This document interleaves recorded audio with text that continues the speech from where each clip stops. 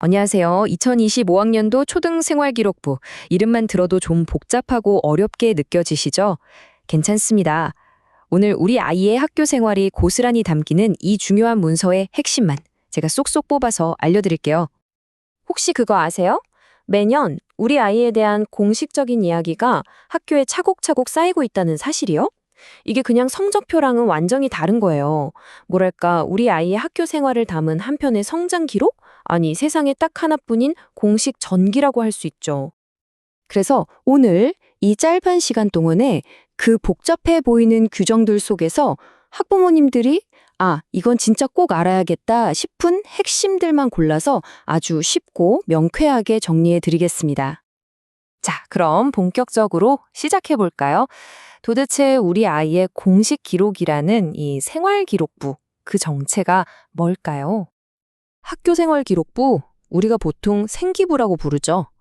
이건 학생의 학업 성취도랑 인성을 종합적으로 관찰하고 평가한 공식 문서예요. 근데 여기서 제일 중요한 단어, 딱 하나만 꼽으라면 바로 종합적이라는 말입니다. 이게 무슨 뜻이냐면요. 그냥 시험 점수만 적는 게 아니라는 거예요. 우리 아이가 수업 시간에 어떤 질문을 하는지, 친구들이랑 문제는 어떻게 풀어가는지, 그 안에 어떤 가능성이 숨어 있는지, 이걸 전부 다 담아내는 그릇 같은 거죠. 그렇다면 이렇게나 중요한 기록인데 이걸 도대체 어떤 원칙으로 쓰는 걸까요? 여기에는요, 정말 중요한 키워드가 두 가지 있습니다. 바로 공정성과 신뢰성입니다. 이 두꺼운 기재요령이라는 책자의 목적은 사실 굉장히 단순해요. 딱 이 두 가지를 지키기 위해서예요. 그러니까 우리 아이가 서울에 있는 학교를 다니든 저기 제주도에 있는 학교를 다니든 어느 학교에 있든지 간에 똑같은 기준으로 아주 투명하게 기록되게 하자는 일종의 약속인 셈이죠. 그리고 이 원칙은 그냥 우리 이렇게 한번 해봅시다 하고 정한 게 절대 아니에요.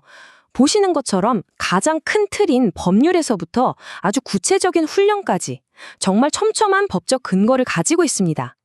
이게 왜 중요하냐면요. 선생님의 개인적인 생각이나 주관적인 판단이 아니라 그 누구도 마음대로 바꿀 수 없는 명확한 시스템 안에서 우리 아이의 기억이 이루어진다는 걸 보장해 주는 거거든요. 자, 이제 아마 가장 궁금해하실 부분일 텐데요. 그럼 구체적으로 우리 아이의 어떤 모습들이 또 어떻게 기록되는 건지 한번 살펴보겠습니다.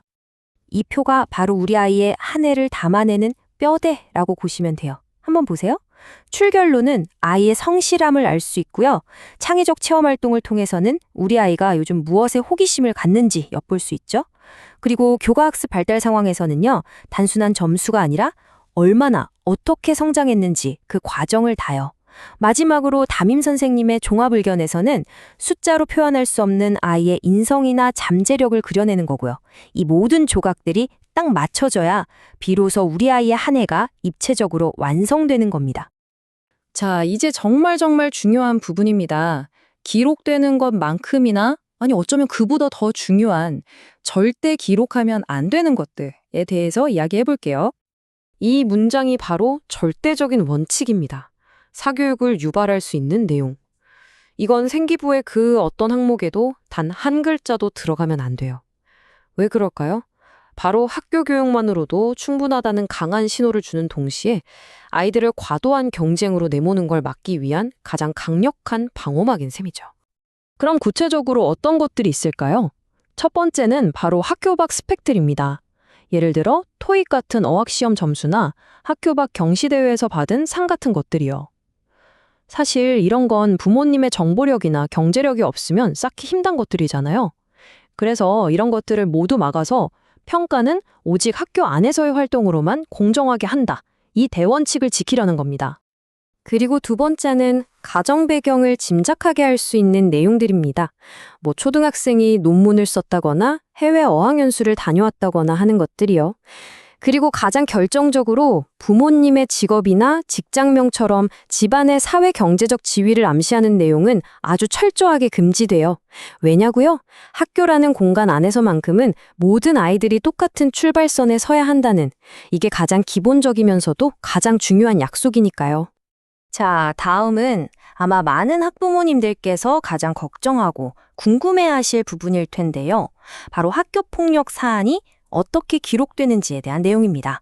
이 부분은 규정이 굉장히 명확하고 또 엄격합니다. 표를 보시면 1호부터 3호, 그러니까 서면 사과처럼 비교적 가벼운 조치는 졸업과 동시에 기록이 삭제됩니다. 아이에게 진심으로 반성하고 달라질 기회를 주는 거죠. 하지만 4호 이상으로 조치가 무거워질수록 졸업하고 나서도 2년, 심지어 8호 전학 조치는 4년까지 기록이 남게 됩니다. 그만큼 학교폭력 사안을 아주 무겁게 다루고 있다는 뜻이에요. 그런데 여기서 정말 중요한 포인트가 하나 있습니다. 이 내용을 한번 보세요. 4호부터 7호까지의 조치는요, 학생이 얼마나 진심으로 반성하는지, 그리고 행동이 긍정적으로 변화했는지를 보고 심의를 거쳐서 졸업과 동시에 기록을 삭제해 줄 수도 있다는 겁니다. 그러니까 한 번의 실수가 평생의 낙인이 되지 않도록 아이에게 개선의 기회를 열어두고 있는 거죠. 물론 예외는 있습니다. 이 기회를 아예 가질 수 없는 경우도 명확하게 정해져 있는데요. 재학 중에 학교폭력 사안이 2번 이상 있었거나 조칙을 받은 지 6개월도 안 돼서 졸업하는 경우에는 심의 대상 자체가 될 수 없습니다. 반복적인 학교폭력이나 반성할 시간이 부족했던 경우는 아주 엄격하게 관리하겠다는 뜻이죠. 자, 지금까지 여러 가지 복잡한 규정들을 쭉 살펴봤는데요. 그럼 이 모든 이야기의 중심에서 우리가 부모로서 가장 중요하게 생각해야 할 건 과연 무엇일까요? 결국 이 모든 것의 본질은요, 바로 이 문장 하나에 담겨 있는 것 같습니다. 학교 생활기록부는 스펙을 나열하는 경쟁의 도구가 아니라 학생의 성장과 학습 과정을 꾸준히 지켜보고 쌓아가는 누가기록 중심의 종합기록이라는 것. 점수 뒤에 숨겨진 우리 아이의 노력, 고민, 그리고 반짝였던 성장의 순간들을 담아내는 따뜻한 이야기책. 어쩌면 오늘 우리가 기억해야 할 단 하나의 진실이 바로 이것 아닐까요?